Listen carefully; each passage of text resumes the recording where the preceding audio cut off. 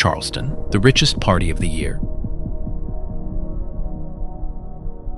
The loading dock is around back, friend. I'm a guest. Would you like to see the invitation? I can show you now. They didn't believe him. This one's a bit out of our reach, friend. The buffet's near the south doors if you're hungry. It was about to get worse. A $45,000 painting, and a man they thought was nobody. He didn't answer, he never did, but the host wasn't finished. You don't belong at this table. And where exactly do I belong? Anywhere but here. Men like you don't belong in rooms like this. That was the moment. He stood up. He didn't say a word. 180 guests watched him walk past a covered plaque. None of them knew what was underneath. They thought they'd thrown a stranger out into the rain. They were wrong. By morning, the world would know his name. To understand what happened that night in Charleston, you have to go back. You have to go back to a quiet morning in Houston, Texas. A man waking up alone in a small red brick house. A man worth $6.8 billion who irons his own shirts. This is the story of how Will Smith brought down the most powerful family in the American South without ever raising his voice. Will Smith woke at 6:14. Same time every morning for 19 years. The red brick house on Voss Road in Memorial Park, Houston, was quiet except for the hiss of a garbage truck's air brake at the corner. A familiar sound. He sat up in white undershirt and gray sweatpants from the Target on Sage Road, 3 pairs for $19. The bathroom tiles were avocado green from 1973. He hadn't changed them. He hadn't changed much in this house since he bought it for $294,000 in October of 2005. The same week his firm signed an $87 million healthcare deal. He could have bought a 6,000 square foot estate in River Oaks. He bought this house instead. It was the right size for one man. He looked at himself in the mirror, 56 years old, 3-day stubble. Eyes the color of black coffee.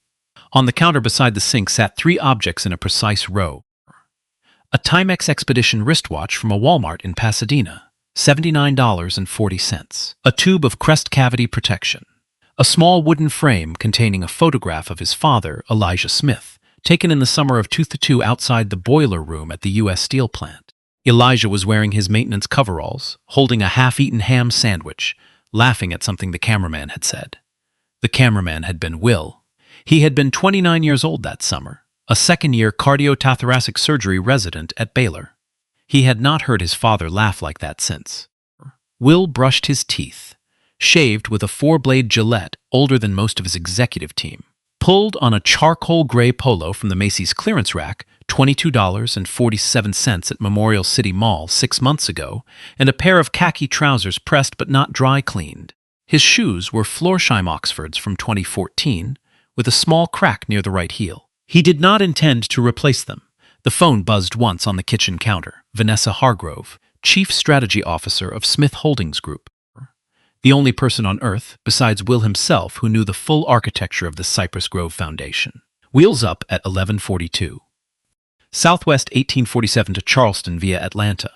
Naomi has the family guest credential at the front desk. Are you sure about flying commercial? He typed back with one thumb. I'm sure. He poured black coffee into a ceramic mug that read World's Okayest Dad, a Father's Day joke from his nephew Devin 9 years ago, given to him even though he had no children of his own. He had kept the joke. He had also kept the mug. Toast.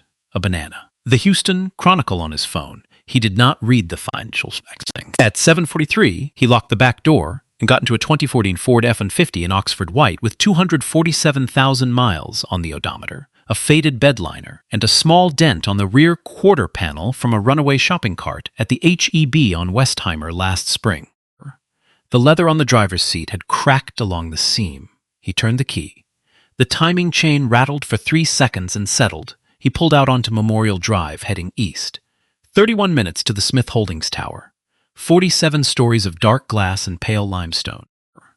He parked in spot D117, a regular employee spot near the freight elevator. He had refused the chairman's spot since the day the building opened. Freight elevator to the 30th floor. Executive elevator to the 47th. He stepped into the boardroom at 8:21. 14 senior executives stood up. He waved them down without looking at them. Vanessa was already seated to the right of his chair, navy pantsuit, reading glasses pushed into short gray hair. 62 years old. Spellman, Stanford Law. His confidant for 15 years. She did not smile when he sat down. Her right hand lay flat against the black walnut table, fingers slightly spread. The expression of a woman who had been awake since 4 in the morning. The meeting moved fast. Q3 metrics. Patient throughput up 4.7% across 14 Smith hospitals. Cardiac specialty margin at 11.3%. The pediatric unit in Atlanta running at 94% capacity, 9 months ahead of projection. Will asked 3 questions, all of them about specific patient cohorts. None of them about financial returns. Then the final agenda item came up. St. Cecilia Medical Center, wing dedication ceremony, Saturday, November 14th, Mount Pleasant, South Carolina. The slide showed a rendering of the new 8-story cardiac wing, $340 million, 12 operating theaters, 96 private patient rooms, the largest standalone cardiothoracic facility in the Lowcountry. The slide did not mention the Cypress Grove Foundation. It did not mention Will. It did not mention that 92% of the construction cost, $313 million exactly, had been wired through the foundation's accounts at Bank of America between July 2022 and February 2025. The slide listed only one donor name, Hollis Pemberton IV, lead benefactor. The room went quiet. 12 of the 14 executives did not know Will had funded the wing. Only Vanessa and the general counsel knew. The others understood the dedication, only as a quarter-end public relations opportunity. Vanessa cleared her throat. Will, before we close, I want to flag something one more time. Her voice was steady. Her hand was not. Pemberton has confirmed 2 U.S. senators, the Charleston mayor, and roughly 180 guests. Charleston Post and Courier has assigned a photographer. I've reviewed his public statements over the past 60 days. She paused. He has used the phrase "my vision" for this wing in 7 separate interviews, including one with WCSC last Thursday. Will set down his pen. I'm aware. There's still time to attend formally. Security, credentials, a tailored suit. He would treat you very differently if you arrived as the chairman of Smith Holdings Group. That's exactly the problem, Vanessa. The room went quieter. The other 12 executives did not understand what was being discussed. They understood the tone. They understood that something important was being decided and that it was not their business. Will stood up and walked to the floor-to-ceiling window overlooking Buffalo Bayou. He stood there for 11 seconds with his hands clasped behind his back. The charcoal polo shirt looked wrong against the executive backdrop. Then he turned around. My father walked into a hospital emergency room on February 14, 2003. 64 years old. Chest pain that started while he was watching a basketball game. My mother drove him. He had Medicare and a $14 copay. He paused. He sat in a plastic chair in the waiting area for 4 hours and 23 minutes. Nobody came. The room did not move. He died in that chair. I was finishing a coronary artery bypass graft 11 miles away at Baylor. I arrived 9 minutes after the time of death. Vanessa closed her eyes. The other 12 executives looked at the table. I have built 14 hospitals in his name since then. None of them carry his name. None of them carry mine. I did that on purpose. Because the question I have been asking for 22 years is not, can a black man build a hospital? He looked at Vanessa. The question is, can a black man walk into a hospital he built, wearing the wrong clothes, and be treated like a human being? Silence on Saturday night. I am going to find out. Vanessa held his gaze for a long moment. Then she gave a single nod. Then one favor. Whatever happens, whatever you see, Clause 17.3 stays sealed unless you personally authorize it. The plaque, the legal trigger, all of it. You don't decide in the room. You sleep on it first. Agreed. The meeting ended at 9:47.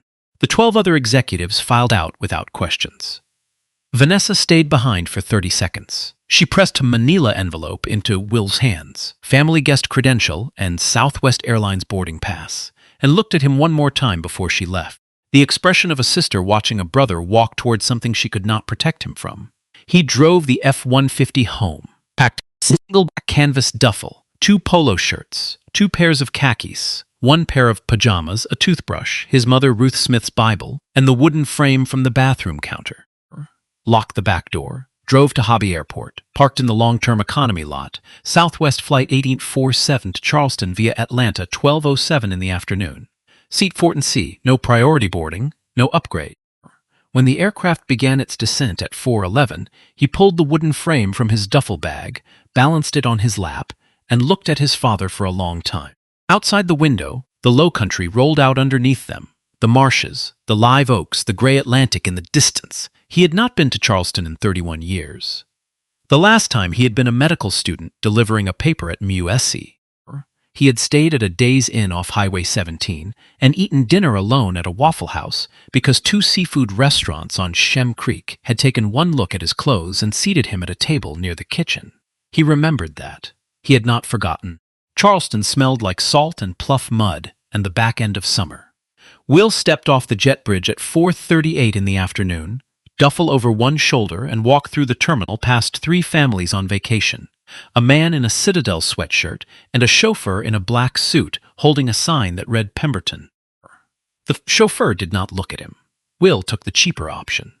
He waited at the curb for a Charleston black cab and rode in the front seat next to a driver named Joaquin from Somerville. They talked about the Astros for 11 minutes. Joaquin did not ask what Will did. Will did not say. The fare to the Holiday Inn Express off I-26 came to $27.40. Will tipped 10. Room 214, second floor, $89 a night, 2 queen beds, a coffee maker that took pod inserts. He set the wooden frame on the nightstand, faced the window. Friday night he slept 4 hours. Saturday at 4:47 in the afternoon, he stopped at a Publix on Sam Rittenberg Boulevard and bought a bouquet of white carnations wrapped in clear cellophane. The cashier, a young black woman named Tamika, scanned the bouquet and said, "11:47, sir." Will paid cash. He kept the receipt in the front pocket of his khakis. A small thing, he kept it. He arrived at the Magnolia Pavilion at 5:32. The venue sat behind a wrought iron gate on a long, crushed oyster drive, white columns, magnolia trees the size of small houses, a fountain in the center of a circular driveway sculpted into the shape of a heron taking flight. 2 valets in black vests directed traffic. A Bentley Bentayga, 2 Mercedes G-Wagons, a Range Rover, a vintage Rolls Silver Cloud being unloaded with extreme care. The taxi driver, a different one this time named Glenn, pulled into the side service drive at Will's request and dropped him at the secondary entrance. Will walked the last 70 feet on foot. The reception desk inside the main foyer was staffed by a college intern named Brittany Aldridge, 22 years old, College of Charleston Jr., hospitality major, working her 6th event of the season. Will presented the family guest credential from the manila envelope. Brittany glanced at it, smiled politely, checked the list on her tablet. She found the name. "Welcome, Mr. Smith. You're at table 19. Cocktail reception is in the Camellia Room. Dinner in the main hall at 7. Restrooms to your left." Will nodded, took the small printed seating card, stepped into the foyer. The Magnolia Pavilion had 3 crystal chandeliers from Lyon, Carrara marble floors, 2 oil paintings of 19th century Charleston Harbor, and a bronze statue of Florence Nightingale at the entrance to the main hall. A string quartet was playing Vivaldi in the Camellia Room.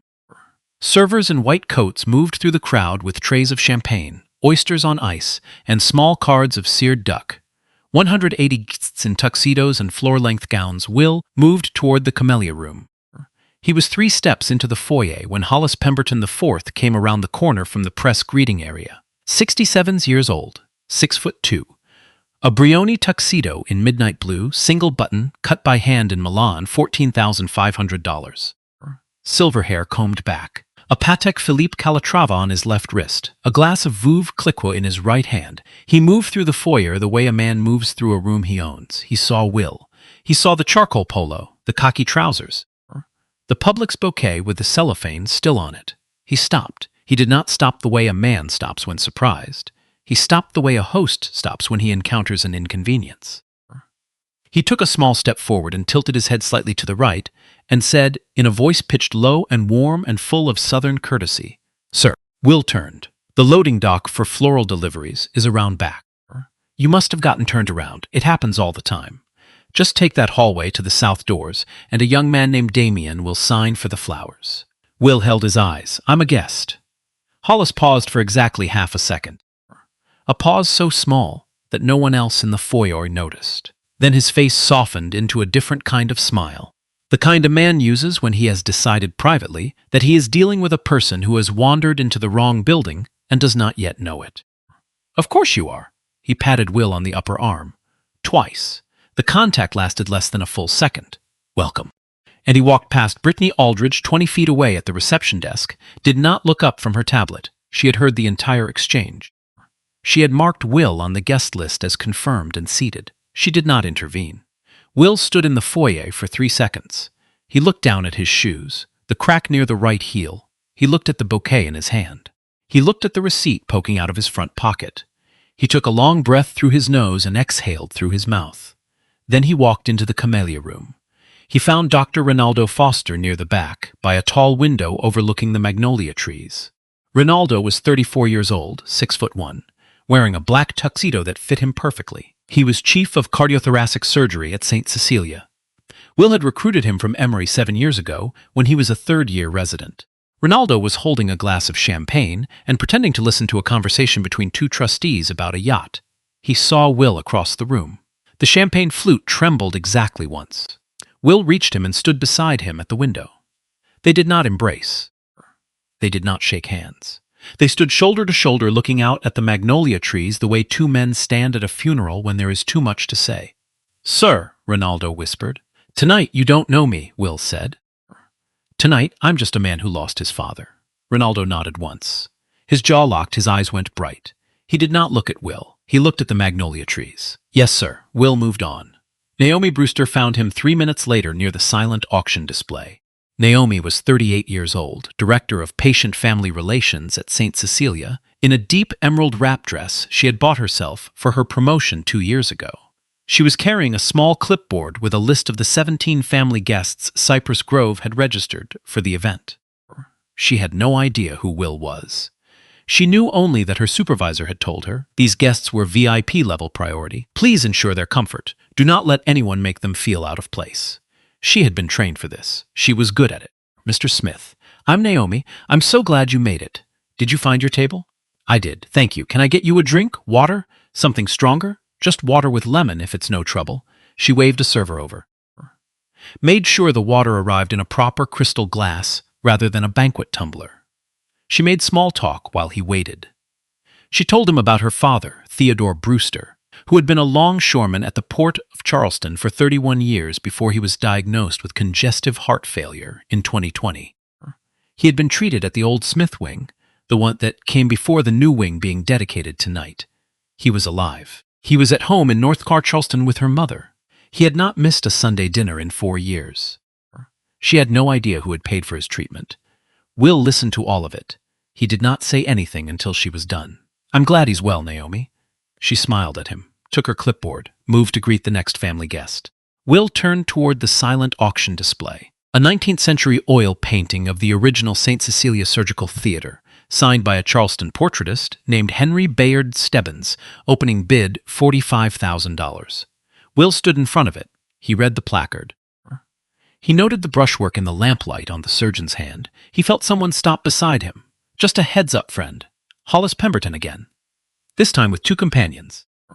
A heavy-set man in a tuxedo with a red carnation in his lapel, Felix Mortimer, CEO of Coastal Carolina Mutual Insurance, and a woman in a champagne-colored Oscar de la Renta, Adelaide Carrington, heiress to a textile fortune, Charleston Heritage Society board member, 3rd-generation yacht club. "This one's a bit out of our reach. There's a complimentary buffet near the south doors if you're hungry. Pulled pork is quite good this year." Adelaide laughed behind her hand, a small bright laugh, the kind a woman uses at a brunch. Felix smiled and looked at his shoes. Will did not turn his head. He looked at the painting for another 2 seconds. Then he placed the Publix bouquet, still in its clear cellophane, on the edge of the auction table gently, like setting down something fragile with the receipt tucked underneath.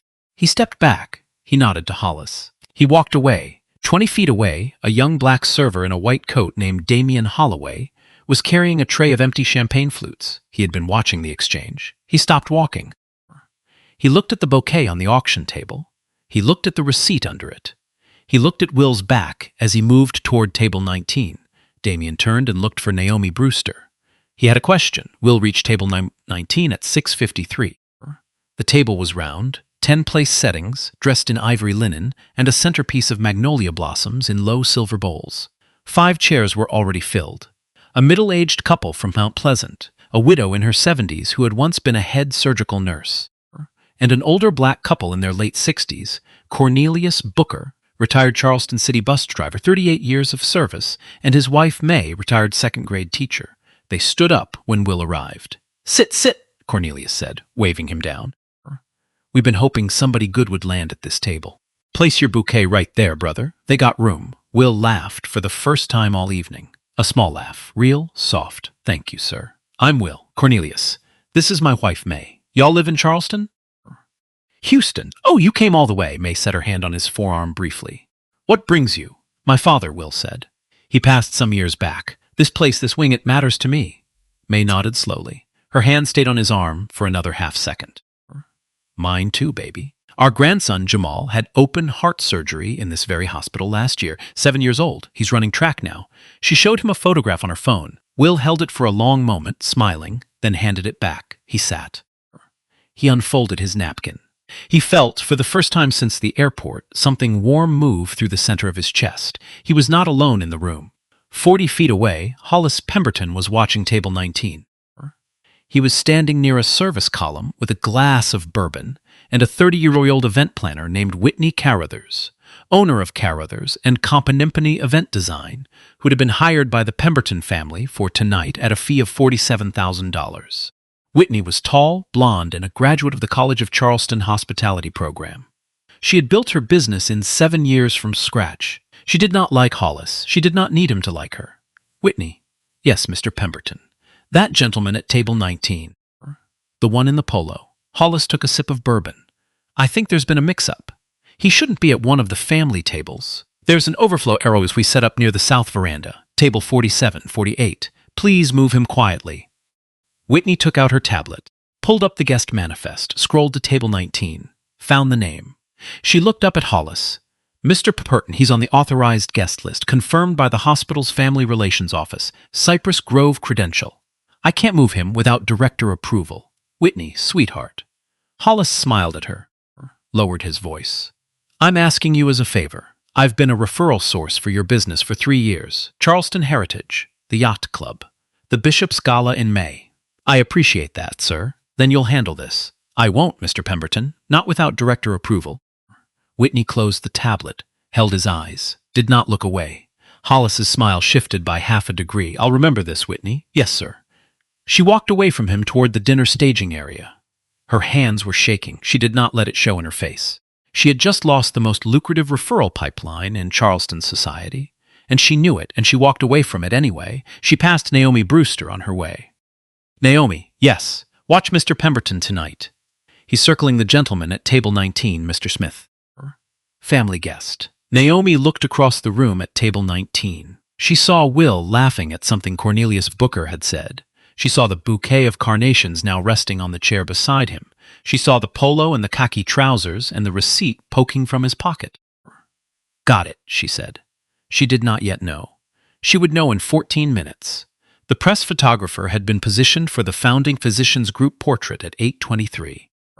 Her name was Yvette Thornton, 29 years old, Charleston Post and Courier staff photographer for 4 years, Howard University class of 2019. She had been hired for the Pemberton dedication specifically because her editor wanted black representation on the photo desk for a high-profile community event. Yvette had photographed 3 weddings, 2 political rallies, and 1 indictment perp walk in the past week. She had a Nike i9 in her hands and an iPhone 16 Pro in the inside pocket of her blazer. The iPhone was recording audio. She always recorded audio. She had been recording audio at every assignment for 2 years, since a Charleston city councilman tried to claim she had fabricated a quote. She would never be caught flat again. The founding physicians group was assembling in front of a custom step-and-repeat banner that read St. Cecilia Cardiac Wing, a Pemberton legacy, 6 surgeons, 3 department chairs, the CEO of the hospital, Ronaldo Foster, standing at the far left, hands clasped in front of him. Will had stepped briefly into the press area on his way back from the men's room. He was looking at the Magnolia arrangement at the doorway. Cornelius Booker had asked him about Houston barbecue, and he was thinking about how to describe Pinkerton's brisket. Hollis Pemberton came around the corner. He saw Will standing near the press area. He saw the camera being raised. He stepped over and placed one hand on Will's shoulder, gentle, fatherly, the kind of contact that looks like a small favor and reads as ownership. "Step aside for a minute, partner." Will turned slightly, did not pull away. "This shot is for medical staff and major contributors only. Wouldn't want you in the background, accidentally on the front page tomorrow, you understand." Will stepped aside. He stepped aside 2 paces, exactly 2, the way a man steps aside in a hallway to let a child pass. He did not say a word. He looked at Hollis's hand as it left his shoulder. He looked at Ronaldo at the far end of the photo line. Ronaldo's jaw was locked so hard the muscle in his neck twitched. Will gave him the smallest possible shake of the head. "Don't." Yvette Thornton lowered her Nikon. She did not raise it again. The iPhone in her inside blazer pocket continued to record.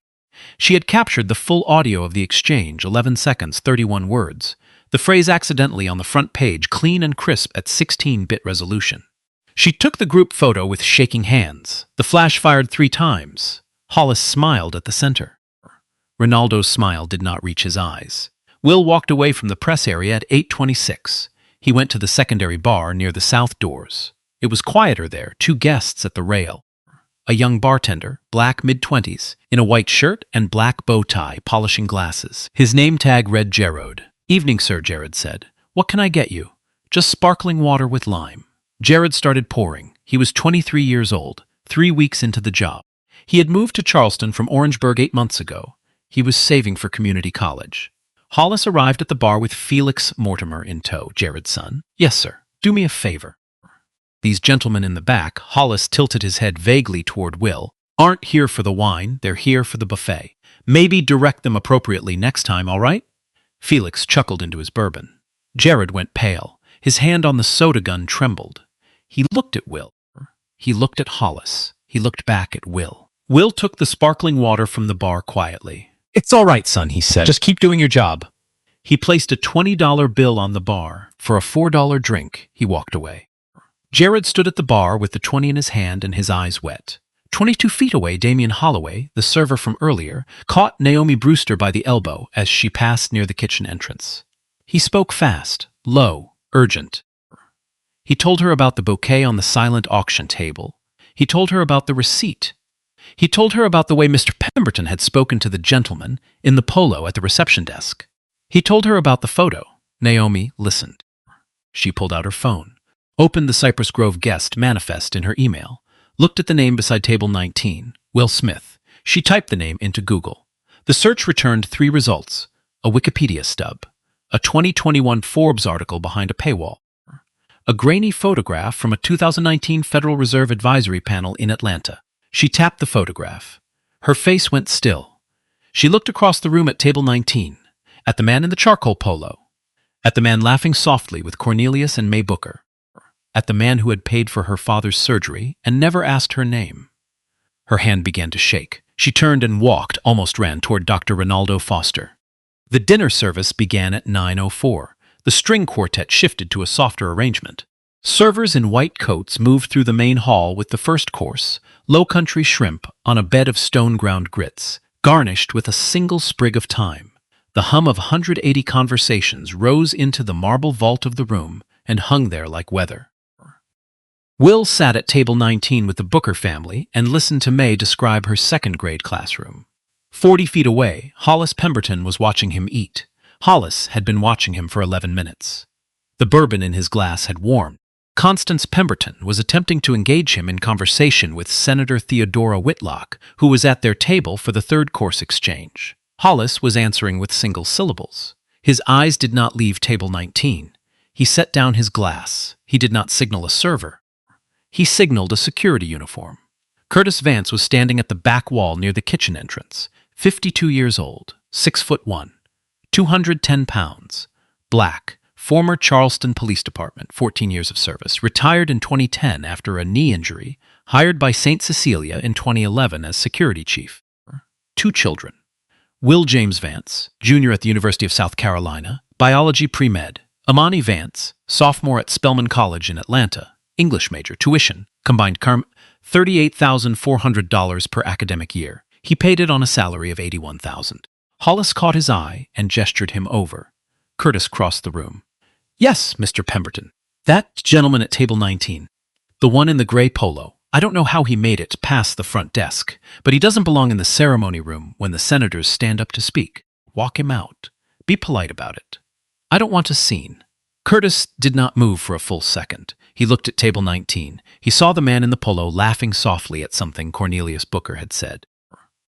He saw May Booker squeeze the man's forearm the way she had squeezed her own husband's arm at the table earlier. He saw the receipt poking from the man's pocket. He felt something cold turn in his stomach. Mr. Pemberton, are you sure, Curtis? I'm sure now. Curtis thought about his daughter Imani's spring semester tuition. He nodded once. Yes, sir. He walked across the marble floor toward table 19. Across the room, Naomi Brewster had finally reached Dr. Ronaldo Foster near the founding physician's table. She was breathing fast. She had her phone in her hand with the Forbes article open. She grabbed Ronaldo's sleeve and pulled him 2 steps behind a service column. Ronaldo. Naomi, the man at table 19, the man in the polo. Tell me right now. Ronaldo looked at her. His eyes were red. Yes what? Yes, Naomi, it's him. Naomi covered her mouth with her hand. Oh my God, Naomi, Ronaldo, Mr. Pemberton just told Whitney Carruthers to move him. He's been at him all night. The photo, the bar. Oh God, Ronaldo. Ronaldo turned and looked at table 19. Curtis Vance was already there. Curtis bent slightly at the waist beside Will's chair. He spoke softly, almost apologetically. He used the word sir twice in one sentence. He asked Will if he would mind stepping out into the corridor for a brief matter. Cornelius Booker set down his fork. What's going on, son? Will looked at Curtis. He looked at the badge on Curtis's chest.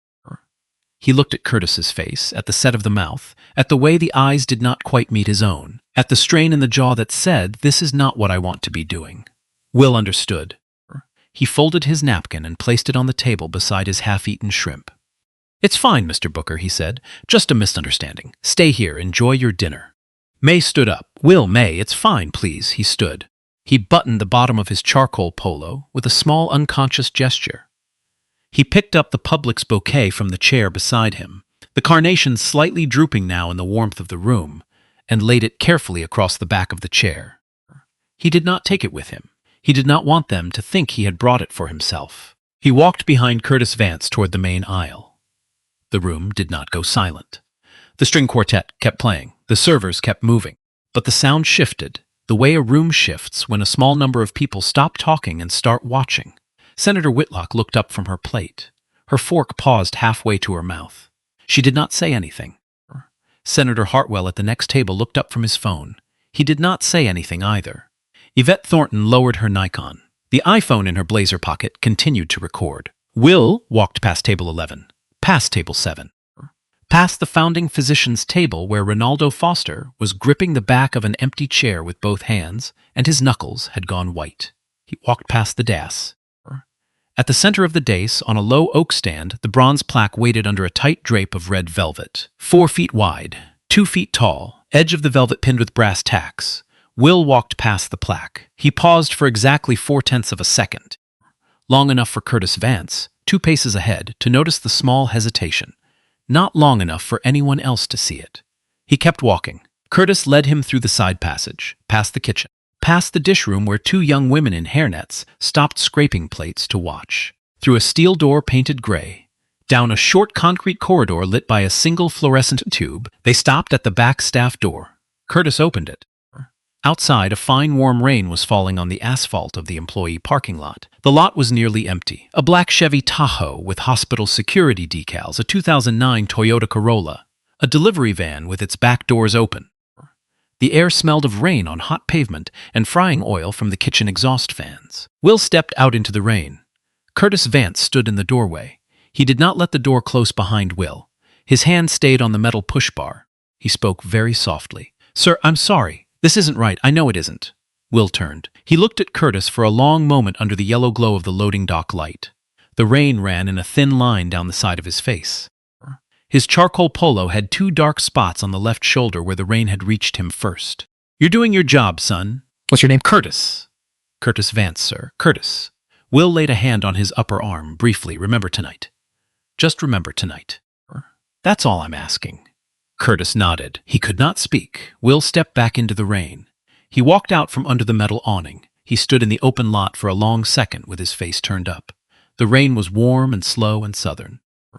The kind of rain a man could mistake for tears if he were a man inclined to such mistakes. He pulled out his phone. He pressed one number. Vanessa Hargrove answered on the first ring. Houston was an hour behind. She had been waiting. Will. It happened. There was a silence on her end. 3 full seconds. You want me to fly in? Yes. Wheels up in the next 40. Bring David and a notary. Land at Charleston Executive, not the main field. Understood, Vanessa. Yes. Activate clause 17.3. Tell Ronaldo the plaque stays. Don't change anything else, Will. Vanessa, are you sure? I am sure. All right. One more thing, the security chief who walked me out, Curtis Vance. He has 2 children in college. I need their names, their schools, their account numbers at the bursar's offices, and the balance owed for the spring semester. By Monday morning, he heard her breathe out on the line. Will. Oh, Will, by Monday morning, Vanessa. Yes, sir. He ended the call. He stood in the rain for 1 more minute with his face turned up. Inside the building, behind the marble walls and the chandeliers and the Vivaldi, Hollis Pemberton was rising from his chair and adjusting his cufflinks and walking toward the dais. He had his speech in his inside pocket. He had rehearsed it 7 times during the week. He was about to step onto the stage. He was about to pull the cord on the red velvet drape. Behind a service column, Naomi Brewster lowered her phone. She looked at Ronaldo Foster. She said 1 sentence. They just walked him out the staff door. Ronaldo turned. He started moving. Hollis Pemberton stepped onto the dais at 9:21. The string quartet finished a phrase and went quiet. The servers froze in place along the perimeter of the room. The conversations at the 180 seats died down to a soft, scattered hush. 3 of the 4 chandeliers above the dais had been dimmed for the ceremony. The single spotlight from the rigging caught the silver in Hollis's hair and the blue silk of his lapel. He looked out at the room. He looked for a long moment like a man who had waited his entire life for this lighting. He adjusted the microphone. Friends, family, distinguished guests of the great state of South Carolina. His voice rolled out in a soft, warm, Lowcountry drawl. Tonight is more than the unveiling of a building. Tonight is the unveiling of a legacy. A legacy that began in 1884 when my great-great-grandfather William Pemberton I took out a personal loan and broke ground on the original St. Cecilia. A legacy that has carried through 4 generations of Pemberton men, 4 generations of vision, 4 generations of... A figure stepped onto the dais from the left. Ronaldo Foster, in his black tuxedo, his cravat slightly askew, his eyes red-rimmed. He walked the 8 feet to the podium with steady measured steps, and he did not stop walking until he was standing directly beside Hollis Pemberton at the microphone. He placed one hand flat on the lectern. Mr. Pemberton, with respect. Before you go any further, there is something the room needs to know.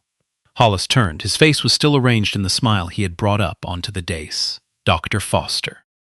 This is not the time, sir. With respect, it is the only time. Ronaldo took the microphone with his right hand, not pulling it, not snatching it, lowering his hand over it the way a surgeon lowers a hand over a wound he is about to close. Hollis let go. Ronaldo turned and faced the room. Ladies and gentlemen. The camellia room went completely silent. 6 minutes ago, the chairman of this hospital's board of trustees instructed our chief of security to escort a man out of this building through the staff door. That man arrived here tonight in a gray polo shirt. He carried a bouquet of $11 carnations from a Publix on Sam Rittenberg Boulevard. He did not announce himself. He never does. Ronaldo reached into the inside pocket of his tuxedo jacket. He pulled out a black card. He placed it on the lectern beside the microphone. The lighting in the room caught the card at the right angle, and the room could see very clearly the 2 small letters embossed in matte gold at the top corner. CG, Cypress Grove. This is a corporate access card belonging to the Cypress Grove Foundation. Cypress Grove is a Delaware limited liability charitable trust that has been operating in the American South for 19 years. Its existence is a matter of public record. Its sole beneficial owner has until tonight been a matter of private knowledge. Ronaldo's hand rested on the card. Between July of 2022 and February of 2025, Cypress Grove wired $313 million in 7 tranches into the construction account for the new cardiac wing of this hospital.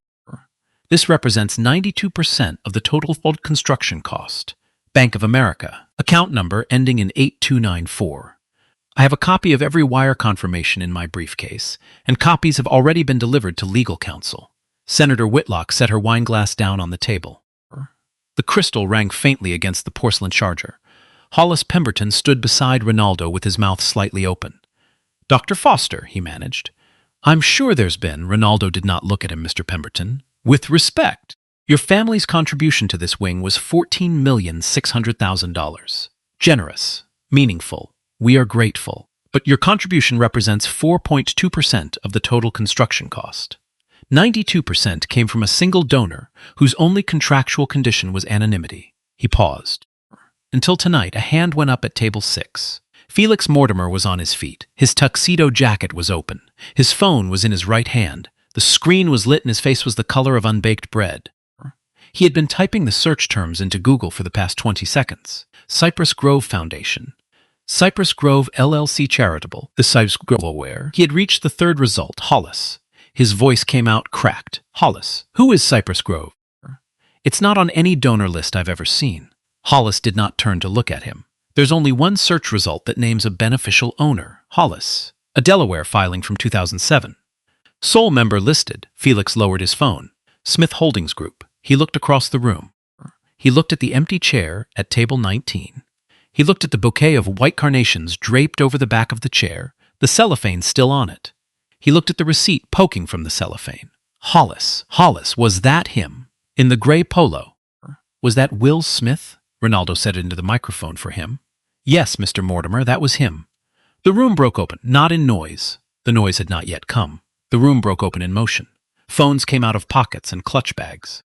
Fingers moved across screens. Faces lit up in the blue glow. Senator Hartwell stood up and walked 5 paces to the side of the room and pulled out his own phone.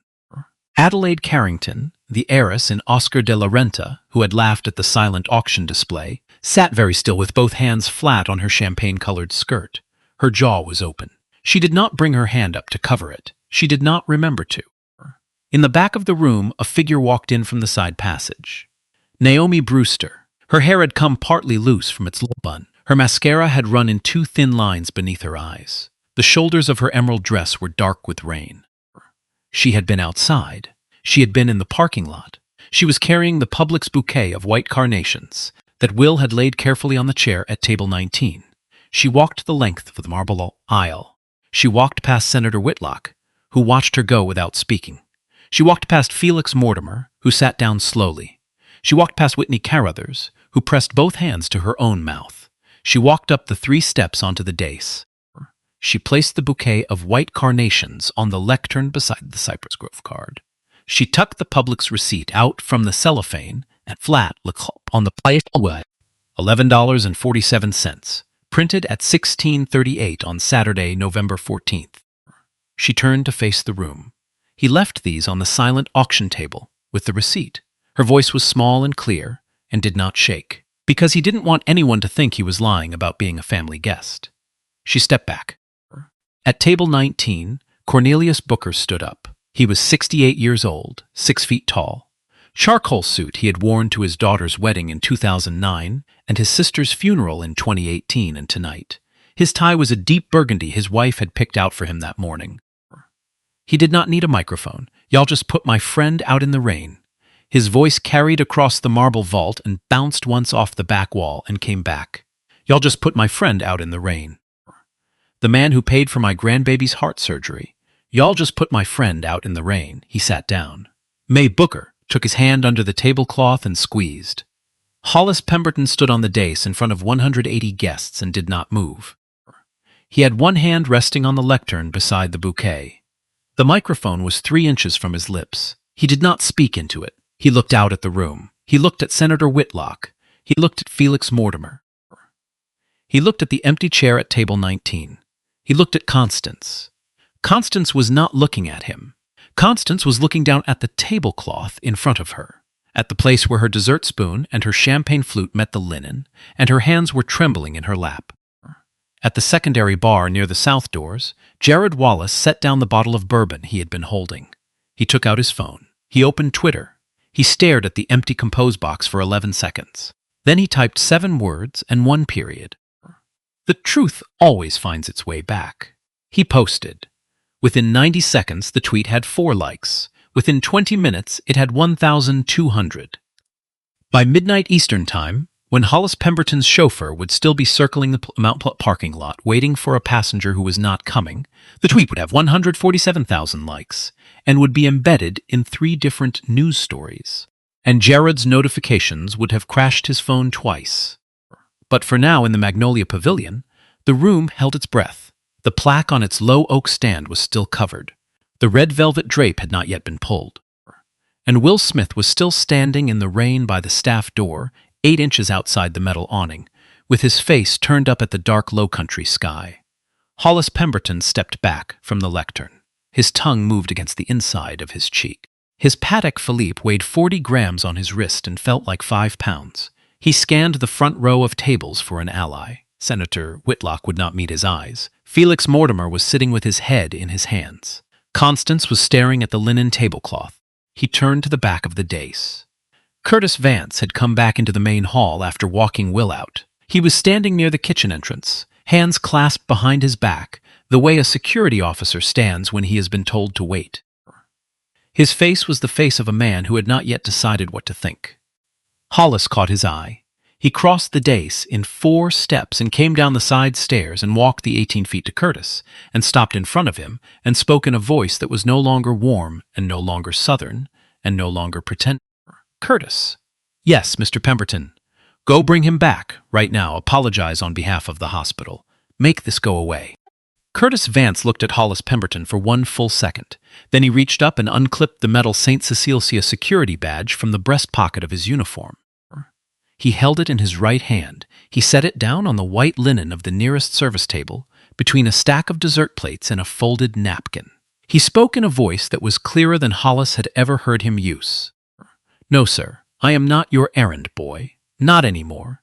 And Curtis Vance turned and walked away from him, toward the kitchen passage, toward the back staff door, toward the rain.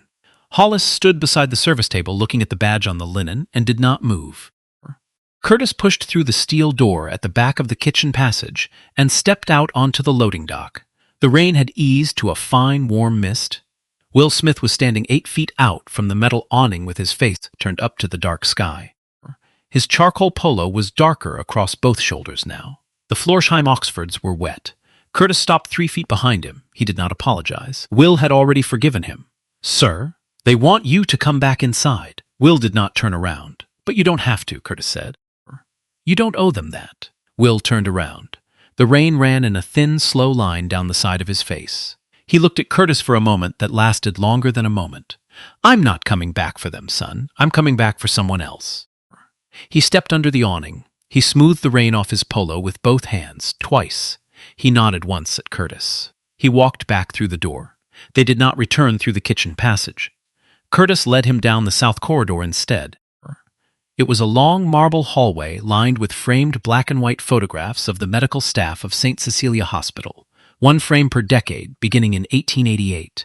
The corridor was quiet. Their footsteps echoed. Will walked slowly. He read each frame as he passed it. The faces of the men of 1888 in stiff collars. The faces of the men of 1922 in white coats and round wire-rimmed glasses. The faces of 1947 returning from the war. The faces of 1968 behind a row of new operating microscopes. Every face was white. Will stopped in front of the frame marked 1991. The 19 photograph showed 18 members of the surgical staff. 17 of them were white men. In the back row, second from the right, partly hidden behind a taller colleague's shoulder, stood a black woman in a white coat. The brass plaque beneath the frame read Dr. Audrey Templeton, Department of General Surgery, first African-American physician in St. Cecilia's 107-year history. Will laid his hand flat against the glass over her face. He held it there for 2 seconds. He whispered something Curtis could not hear. Then he kept walking. They reached the south entrance to the main hall at 9:41. Naomi Brewster was waiting for him at the door. Her mascara had been wiped clean with the back of her hand. Ronaldo Foster was waiting beside her, his black tuxedo dry where Will's polo was wet. The 3 of them turned together. Will stepped into the main hall through the south doors. 180 guests were already on their feet. They had stood up when they saw the south door open. They had stood up because the room had been waiting for him and they had not known what else to do. Senator Whitlock stood. Senator Hartwell stood. Felix Mortimer stood. Adelaide Carrington stood, her hand resting on the back of her chair to keep her steady. Even Constance Pemberton was on her feet, her two hands pressed flat against the linen of the table. Hollis Pemberton was sitting in his chair. He had not stood up. He could not. Will walked down the marble aisle. He walked between the tables. The Vivaldi did not start back up. The servers stayed against the walls. Will walked the 80 feet from the south door to the dais, without speaking and without looking left or right, and the only sound in the marble vault was the soft squeak of his wet Florsheim Oxfords on the stone. He climbed the 3 steps of the dais. He did not go to the lectern. He walked across the dais to the low oak stand at the center, where the bronze plaque waited under its drape of red velvet pinned with brass tacks. He stood in front of the plaque. He set his right hand on the corner of the velvet. He looked back once at Rinaldo Foster. Rinaldo nodded. Will pulled the drape. The red velvet slid down the side of the oak stand and pooled on the marble floor at the base of the plaque. The bronze caught the chandelier light. The lettering was raised 2 full inches above the surface. Deep-poured cast bronze, the kind of casting that takes a foundry 6 weeks to deliver. The inscription read, Elijah Smith Cardiac weeing in memory of a father turned away. 1939 to 2003, no human being should die waiting for a chair. From the Cypress Grove Foundation, Yvette Thornton lowered her Nikon to her waist. She did not raise it again. Her hands were shaking too hard. Felix Mortimer sat down. Constance Pemberton began to cry, real crying. The kind that comes up through the chest and is not the kind a woman in an Oscar de la Renta gown rehearses. Her shoulders shook. She did not lift a napkin to her face. She let it run. Cornelius Booker walked from table 19 up to the dais. May walked behind him. They climbed the 3 steps. They stood at Will's left and right shoulder. 3 black people in front of a bronze plaque that named a black man who had died on a plastic chair in a hospital waiting room 22 years ago. Will turned and faced the room. He did not take the microphone. His voice in the marble vault did not need it. My father was 64 years old. He worked 39 years as a boiler maintenance technician at a steel plant in Houston, Texas. He paid taxes every year of his adult life. He served 2 tours in Vietnam. He believed until the day he died that this country would care for him when he needed care. He paused. He died on a plastic chair in a hospital waiting room in February of 2003. 4 hours and 23 minutes. Nobody came. The room did not breathe. Tonight I came to this hospital in a gray polo shirt because I wanted to see with my own eyes whether the place I built in his name would treat a man like him the way that other hospital treated him. I came to see if money could buy dignity. I came to see if a check could change a culture. Will looked at Hollis Pemberton. For the first time all evening, he looked directly at him. It cannot. Not unless the people inside the building decide they will treat every gray polo shirt the way they would treat a tuxedo. Not unless the chairman of the board treats a man with $11 carnations the way he treats a man with a $14,500 jacket. Hollis's lips parted. He did not speak, Mr. Pemberton. I do not hate you. I pity you. Because tonight, you taught me something my father already knew. Will did not finish the sentence. He turned away from the room. He stepped down off the dais. He walked back down the aisle the way he had come, but slower this time, and not alone. Naomi Brewster walked at his left. Curtis Vance walked at his right. Rinaldo Foster fell in behind them. At the secondary bar near the south doors, Jared Wallace untied his apron, folded it once, set it on the bar, and stepped out from behind it and joined them as they passed. 5 black people walked out of the Magnolia Pavilion through the main front entrance. Through the same doors, a Bentley Bentayga and 2 Mercedes G-Wagons had come through earlier that evening. The string quartet did not play them out. The 175 guests still in the room watched them go in silence. Outside under the portico, a black Cadillac Escalade was already idling. Vanessa Hargrove stepped out from the back passenger door. She was 62 years old and had not run for anything in 15 years, and she did not run now. She walked the 7 feet to Will with her hands clasped in front of her. She did not speak. She opened the back door. Will turned to Curtis Vance before he got in. He reached into the inside pocket of the wet polo. He pulled out a long white envelope, slightly crumpled, with the words Smith Education Foundation embossed in dark blue ink on the upper left corner. He pressed it into Curtis's hand. For your son, for your daughter, through to graduation. Curtis Vance opened the envelope under the portico light. He read the front page of the document inside. He read the figure. He read the names of his children.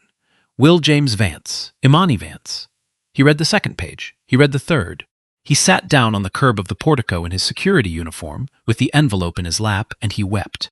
Will laid one hand on his head, briefly. Then he got into the Escalade, and Vanessa Hargrove closed the door behind him. The Escalade pulled away into the warm Lowcountry rain. Monday morning, 9:04. The South Carolina Department of Health and Environmental Control occupies a 6-story limestone building on Bull Street in Columbia. The third-floor conference room, reserved for emergency Title VI hearings, has fluorescent lighting and a long oak table, and 12 straight-backed chairs and a single American flag on a brass stand in the corner. The hearing had been called over the weekend at the request of Senator Beauchamp Hartwell. Will Smith was not present. He was in a hotel suite in downtown Charleston, watching the Houston Astros lose to the Texas Rangers on a muted television while Vanessa Hargrove and the legal team monitored the proceedings on a secure video stream from Houston. The 3 witnesses had agreed to testify on the condition that none of them would be paid. Tisha Greer was called first, 44 years old, charge nurse at St. Cecilia's Cardiac ICU for 19 years before she was terminated in October of 2019. She had driven up from Charleston that morning in a 2016 Hyundai Sonata with 140,000 miles on it. She was wearing a navy pantsuit she had bought at Belk on Saturday afternoon, for this hearing specifically. Her hands rested on the oak table in front of her, fingers slightly curled inward. She did not need notes. On the afternoon of July 4, 2019, a patient named Otis Henderson was brought into our emergency department with a confirmed STEMI, a major heart attack. Mr. Henderson was 71 years old. He was a retired postal carrier. He had Medicaid coverage but no private supplemental insurance. Our cardiology fellow recommended admission to the cardiac ICU. She paused. Mr. Pemberton was on the floor that day. He had come in to check on the holiday decorations in the founder's lobby. He passed through the ER, he stopped at the nursing station, and he looked at Mr. Henderson on the gurney, and he asked the charge attending, and I quote, because I wrote it down, "Is he going to take up a cardiac bed all weekend?" She paused again. Mr. Henderson was transferred to the general medical floor instead of the ICU. I documented the deviation from the cardiology recommendation in his chart, and I noted Mr. Pemberton's intervention by name. Mr. Henderson coded 14 hours later. He did not survive. The hearing officer asked her what happened next. I was placed on administrative leave 6 weeks later. I was terminated for cause 2 months after that. The cited reason was a documentation infraction unrelated to the Henderson case. I was offered a settlement of $19,000 in exchange for signing a non-disclosure agreement. I did not sign it. She slid a folder across the table. This is a copy of the original chart note. Mr. Henderson's family has authorized its release. Reginald Banks was called second. 58 years old, vascular surgeon. Graduate of Howard University Medical School, 1992. He had moved from Detroit to Charleston in 2002 to join St. Cecilia. He had worked at the hospital for 22 years. He was currently practicing at the Cleveland Clinic, where he had been recruited in 2022. He testified in a slow, even voice. In October of 2021, I was nominated by the medical staff for the position of Vice Chair of the Board of Trustees. The vote was held on October the 22nd. I lost by 1 vote. I am informed and believe that Mr. Pemberton lobbied 4 board members against my nomination during a private dinner at the Charleston Yacht Club the week prior. One of those board members has provided me with a written statement, which I have submitted to this committee. He looked down at his hands. The statement reflects that Mr. Pemberton said, and again I quote, "Reginald is a fine surgeon, but the board needs men who understand Charleston's heritage. Reginald is from Detroit." The room was very still. I would have been the first African American to hold a senior board position in the 140-year history of St. Cecilia Hospital. I resigned my staff appointment 4 months later. I left the city I had raised my children in. He looked up. I am here today because I believe Dr. Foster's instinct on Saturday night was the correct one. There are things that need to be said in rooms like this one. I have spent 22 years not saying them. Curtis Vance was called third. Still in his St. Cecilia security uniform, he had not formally resigned. The badge was in a manila envelope on the table in front of him. He had driven up from Charleston in his own car. His daughter Amani had insisted on coming with him and was sitting in the public gallery in the back row in a Spellman sweatshirt. He placed a small USB drive on the table. My name is Curtis Vance. I have served as Chief of Security at St. Cecilia Medical Center since 2011. Before that, I was a sworn officer with the Charleston Police Department for 14 years. He paused. This drive contains 11 recordings of internal security radio calls from the period of October 2018 through November 2024. Each recording captures an instruction from Mr. Pemberton or from a member of his staff acting on his instruction, directing security personnel to remove a specific guest or visitor from a hospital event or public area. He looked at the hearing officer directly. Of the 11 individuals named in those calls, 9 are African American. One is a Latina woman who was working as catering staff at a fundraising event in 2022. One is an elderly Chinese woman who had been donating to the hospital's pediatric program for 12 years and had limited English proficiency. He swallowed. I have kept these recordings on a personal device off hospital servers since I first noticed the pattern. I did not retain them with the intention of using them. I retained them because I believed that one day someone would need them. He pushed the drive across the table. That day is today. The hearing recessed at 11:26. By 12:30, the Associated Press had filed a national wire story. By 1:15, Charleston Post and Courier had pushed Yvette Thornton's 4,200-word feature lived behind a one-week paywall removal. The headline ran across the full width of the front page. The man in the gray polo. How a Charleston hospital turned away its largest donor, and what he did next. The article was illustrated with 11 photographs. The black Cypress Grove access card on the dais lectern. The public's bouquet of white carnations on the white linen of the silent auction table. The receipt, $11.47, 1638 on Saturday afternoon, laid flat against the table grain. The bronze plaque with Elijah Smith's name. A still from Yvette's hidden iPhone audio recording paired with a transcript of the press photo exchange. A 1991 archival image of Dr. Audrey Templeton in her surgical whites. 314,000 readers in the first 6 hours. 2.4 million by Monday midnight. 4.2 million by Wednesday morning. Charleston Post and Courier added 47,000 new digital subscribers in 72 hours. By Tuesday evening, the article had been picked up by CNN, MSNBC, The Washington Post, The New York Times, NPR Morning Edition, and 3 separate panels on Fox News, including one in which a host attempted to defend Hollis Pemberton's conduct and was visibly contradicted by his own panelist within 40 seconds. On TikTok, the hashtag the man in the gray polo accumulated 187 million views by Thursday. A separate hashtag Elijah Smith, became the rallying cry for a Tuesday night vigil held outside St. Cecilia Hospital that drew 900 people. A digital artist in Atlanta released a black and white illustration of a man in a polo shirt standing in the rain, holding a bouquet of white carnations. The image was shared 890,000 times across Instagram and Twitter in 5 days. It was reprinted on protest signs in Charleston, Atlanta, Birmingham, Memphis, and Houston. A Charleston Post and Courier sidebar published Tuesday afternoon featured a short interview with a banquet server named Damian Holloway, who described the silent auction moment. She laughed at him, the lady in the gold dress. She just laughed at him, right there at the painting, and he just placed the flowers down so gentle, like he didn't want them to be embarrassed for him. Adelaide Carrington's Instagram account, which had 31,000 followers and a verified blue checkmark, was deactivated by Tuesday morning at 6:14. Her LinkedIn profile was deactivated by Tuesday afternoon. By Wednesday, she had been quietly removed from the board of the Charleston Heritage Society in a vote her own attorney advised her not to contest. At St. Cecilia Medical Center, the Magnolia Pavilion remained closed for use.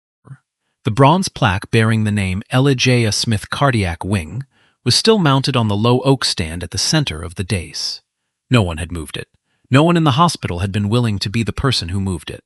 In a hotel suite in downtown Charleston on Wednesday morning, Vanessa Hargrove handed Will Smith his second cup of black coffee and showed him the printed page. It was the Senate floor schedule from Washington. Senator Hartwell had filed a request for a formal HHS office for civil rights investigation under Title VI of the Civil Rights Act of 1964. The request had been granted unanimously by the committee. It had taken 72 hours. Will drank his coffee. He looked out the window at the steeple of St. Michael's Episcopal across Broad Street. He set the cup down on the table. Vanessa. Yes, let's go home. The first phone call came at 6:14 on Monday morning. It came to the cell phone of Holland Beaufort, the longest-serving member of the St. Cecilia Medical Center Board of Trustees. He was 81 years old, and he was in his slippers in the kitchen of his home on Trad Street, drinking a cup of decaffeinated coffee. The caller was the hospital's general counsel. The caller said 3 words. We have a problem.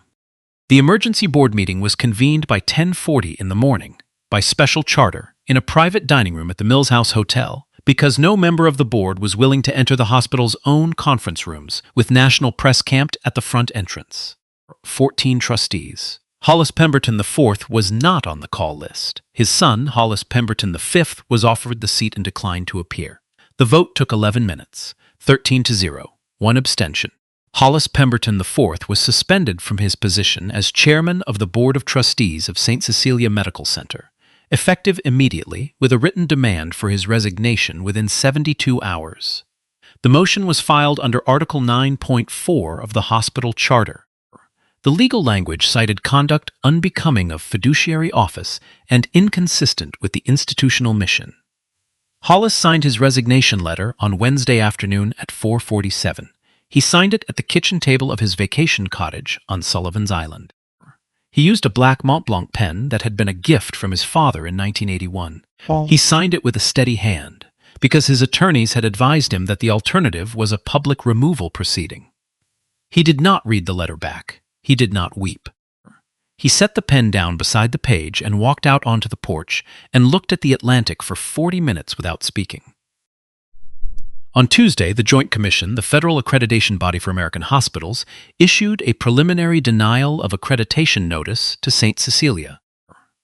The notice gave the hospital 90 days to demonstrate full Title VI compliance or face the complete withdrawal of accreditation.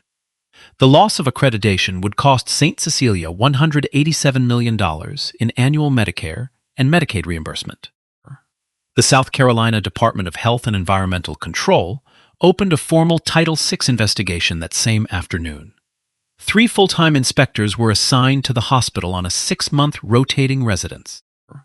By Wednesday evening, the Federal Department of Health and Human Services Office for Civil Rights had opened a parallel investigation with a broader scope. The HHS investigation did not stop at the hospital. It examined Hollis Pemberton's other corporate holdings, including Beauchamp Coastal Holdings, the family's commercial real estate concern. Within 9 days, federal investigators identified 4 civil rights settlements that had been paid out between 2014 and 2022 under non-disclosure agreements. The 4 settlements totaled $8,700,000. They had been paid to 3 African-American families and 1 Latino family who had been denied housing tenancy or subjected to discriminatory lease terms in Pemberton-owned commercial buildings in Charleston and North Charleston. Once the NDAs were broken by federal subpoena, the pattern was visible. The business consequences began on Tuesday morning at 9. The Medical University of South Carolina, MUS Health, terminated its clinical training partnership with St. Cecilia. The contract had been worth $4,200,000 per year. The MUC dean issued a 1-paragraph statement citing our institutional commitment to equitable training environments for our resident physicians. Hyatt Hotels Corporation, which had been finalizing a development partnership with the Pemberton family on a $215 million resort property at Wando Marina, formally withdrew from the project on Wednesday afternoon. The withdrawal notice ran to 4 lines. The lawyers had been instructed to keep it short. By Thursday, Vanguard Group, which held 8.4% of Beauchamp Coastal Holdings as a passive investment, began divesting the position.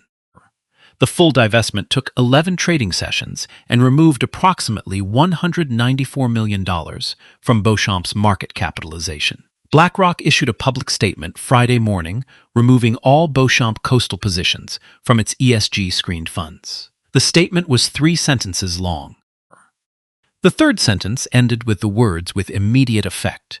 A 412-attorney law firm in Atlanta, Houghton, Bellamy, and Strauss sent a hand-delivered letter to Beauchamp Coastal's general counsel terminating a $4.2 million annual legal services contract that had been in place for 19 years. The letter cited a routine reorganization of the firm's client portfolio. The reorganization had taken 3 days to plan. The social consequences moved faster. The Charleston Heritage Society voted unanimously on Thursday evening to expel both Hollis and Constance Pemberton, citing a 1971 charter clause, conduct incompatible with the dignity of our city. The Pemberton family had been members of the Charleston Heritage Society since 1908. The St. Andrew's Society of Charleston, in which the Pemberton family had held continuous membership since 1873, sent a private letter to Hollis on Friday morning, asking him to voluntarily resign by the end of the calendar quarter. He resigned that same afternoon. The Carolina Yacht Club revoked Hollis's individual membership by an emergency board vote on Saturday. The Cotillion Society of Charleston's removed Constance Pemberton from her ceremonial position as chair of the annual debutante ball, citing the membership's expressed wishes, in a letter that Constance was not permitted to attend the meeting to contest. On the following Monday, 8 days after the Magnolia Pavilion, Hollis Pemberton sat for a 14-minute interview on the local Charleston ABC affiliate. He wore a navy suit. He sat in a leather wing chair.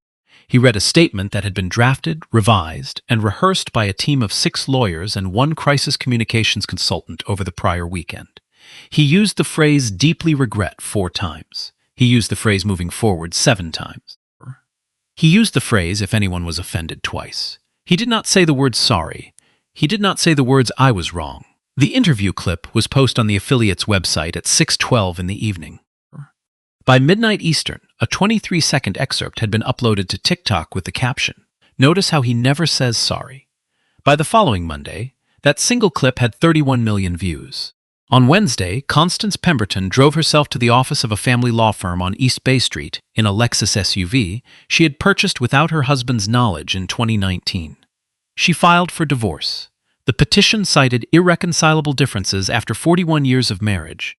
According to the court filing, she requested the equal division of marital assets and retention of the family property on Sullivan's Island, which had been in the Pemberton family since 1907. Her attorney issued no comment. Hollis Pemberton learned about the divorce filing from a Post and Courier reporter who called his cell phone for confirmation. He did not confirm. He did not deny. He did not pick up the second call. On Friday morning, Eleanor Pemberton Whitcomb, Hollis's only daughter and a partner at Brennan Fairfax in Atlanta, posted a 4-paragraph statement to her LinkedIn account. The post had no photograph. It had no hashtags. My father's conduct on November the 14th does not reflect my values, my husband's values, or the values we are raising our children with. I love my father. Love does not require silence in the face of harm. My husband and I will donate $250,000 to the Elijah Initiative this year, and every year going forward in our family's name. The post received 47,000 likes in 72 hours. It was the most viewed LinkedIn post of the week in the southeastern United States. At St. Cecilia Medical Center, on Monday of the 3rd week, the Board of Trustees voted unanimously to rename Pemberton Hall, the hospital's original 1972 founders' lobby, to the Booker Family Hall, in honor of Cornelius and May Booker and their 7-year-old grandson Jamal, whose open heart surgery had been performed at the old Smith Wing the previous year. The renaming ceremony was held on a Saturday morning at 10. Jamal Booker, in a small navy blazer his grandmother had pressed twice that morning, was given an oversized pair of red-handled ceremonial scissors. He cut the ribbon. He was lifted onto his grandfather's shoulders for the photograph that ran on the front page of Charleston Post and Courier the following day.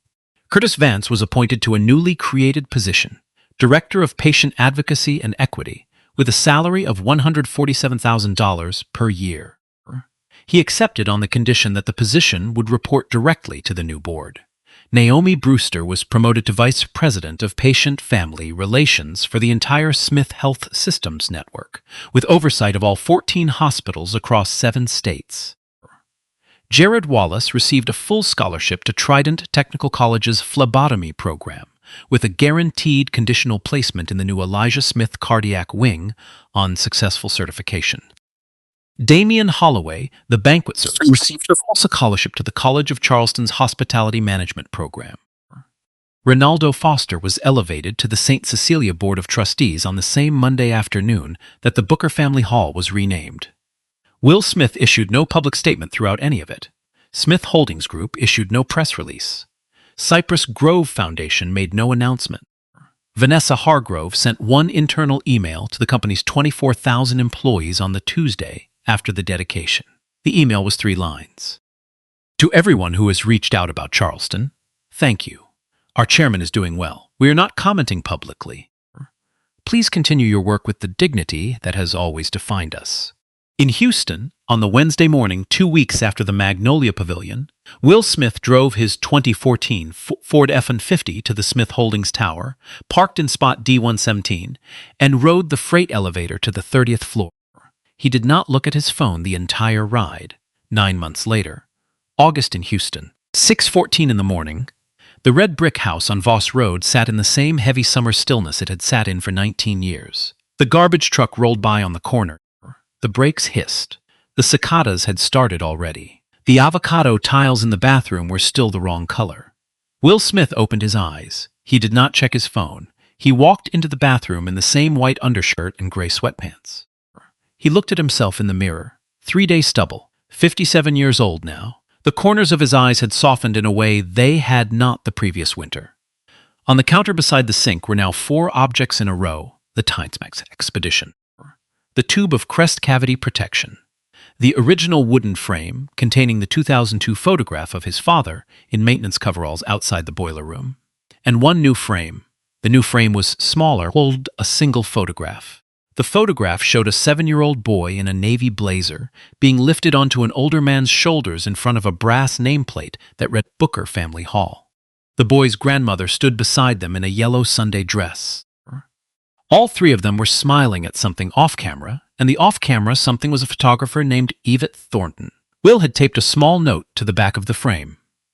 The note read, "The ones who stood up." He poured black coffee into the world's okayest dad mug. He toasted 2 slices of Sara Lee whole wheat. He peeled a banana that was just past the edge of ripeness. He drove the 2014 Ford F-150 through morning traffic into downtown Houston and parked in spot D117 at the Smith Holdings Tower and rode the freight elevator up.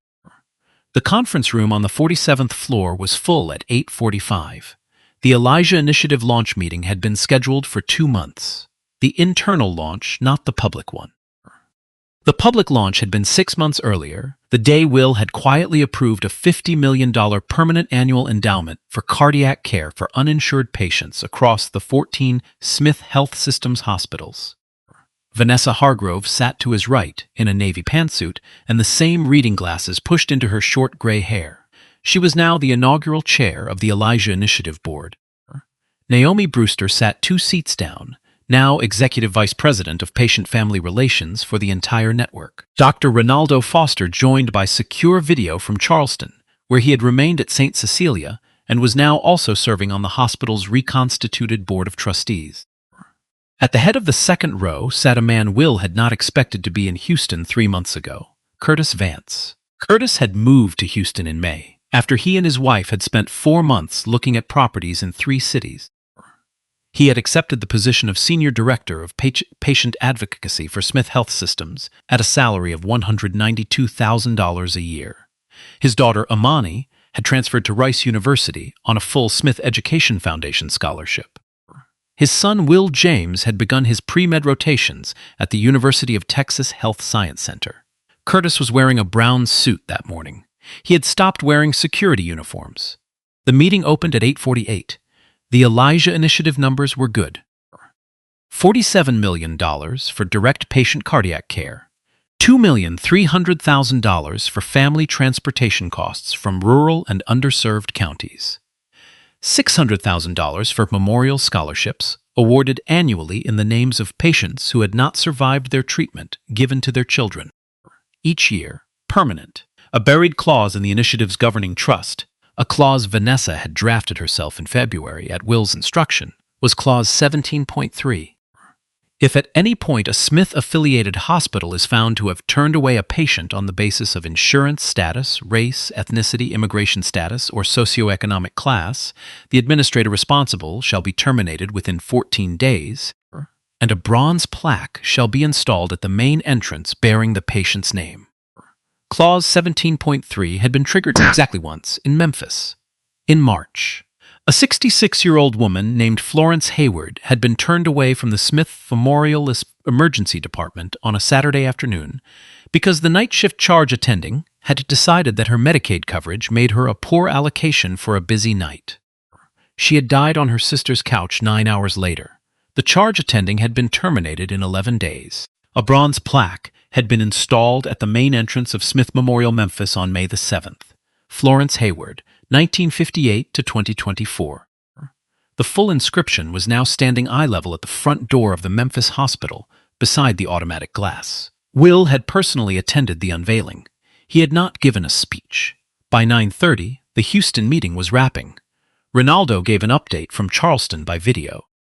The Joint Commission had granted St. Cecilia provisional reaccreditation in May, conditional on a $73 million 5-year reform package. The hospital's new board of trustees had 9 members of color out of 15 seats, a first in the institution's 140-year history. Dr. Reginald Banks had returned from Cleveland Clinic in April and was now the board chairman. The Booker Family Hall dedication on the South Lobby had been one of the most attended public ceremonies in the city of Charleston that year. Senator Theodora Whitlock had come. Senator Beauchamp Hartwell had come. Mayor Andrew Calhoun had come. Jamal Booker, now 8 years old and running track, had cut the ribbon with oversized scissors and a serious face.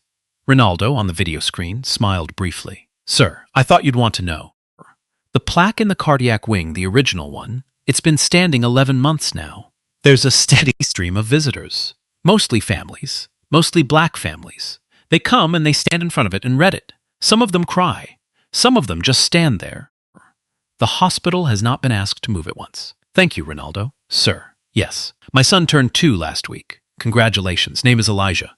Will did not say anything for 3 seconds. "Thank you, son." The meeting ended at 9:47. Hollis Pemberton was last photographed in public 8 weeks earlier at a municipal golf course in Pawleys Island, South Carolina. He had been wearing an old polo shirt and khaki shorts. He had been playing alone. He had refused to acknowledge the photographer. Constance Pemberton had moved permanently to the family's cottage on Sullivan's Island. The divorce had been finalized in April. She had taken back her maiden name, which had been Constance Buchanan, before she was 23 years old. She had begun volunteering at a literacy program in Mount Pleasant. She had not spoken publicly about Charleston, the dedication, the marriage, or her former husband. She had not spoken privately either, except to her daughter Eleanor. Eleanor Pemberton Whitcomb had given birth to her 3rd child in June, a daughter. The daughter's name was Cypress.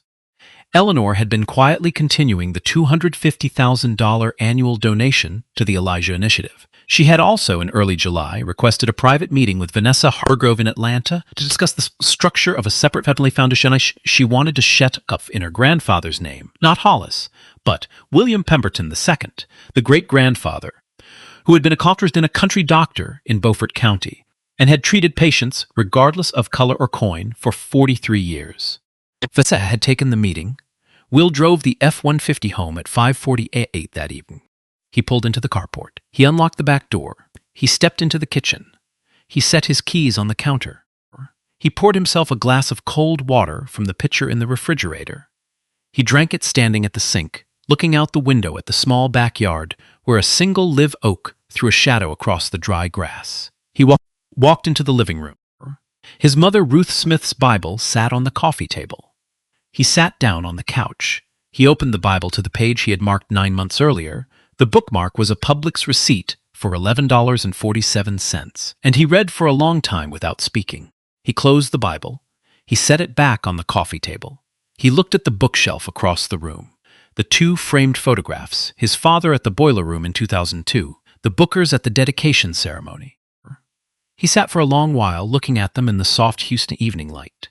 Then he said, very quietly, to no one in the room and to himself, "Sometimes dignity is not what you build. Sometimes it is what you refuse to let them destroy." He turned off the lamp. He went to bed. Some men are measured by what they own. Some are measured by what they wear, what they drive, what hangs from their wrist, what waits in their driveway. Some men build empires of marble and chandeliers and 4 generations surnames, and believe that what they have built is who they are. Some men build hospitals in the name of a father who died on a plastic chair and never put their own name on a single brick. Some men walk into rooms in $11 carnations and $22 polo shirts because they understand that the truest measure of a man is not what happens when he is recognized, but what happens when he is not. If this story reminded you of someone you have walked past, someone you have not seen, share it. Send it to the person who has worked beside you for years and whose dignity you have never really noticed. Send it to the person you owe an apology to. Send it to the person you should have stood beside in a room where it cost something to stand beside them. Like this story, subscribe to this channel. Turn on notifications because the next story may change the way you see someone you will meet tomorrow. Every person you dismiss is a world you have never seen. Every gray polo shirt is a life you have not earned the right to overlook. The man in the gray polo is in every room you have ever stood in. The only question that matters is whether you saw him.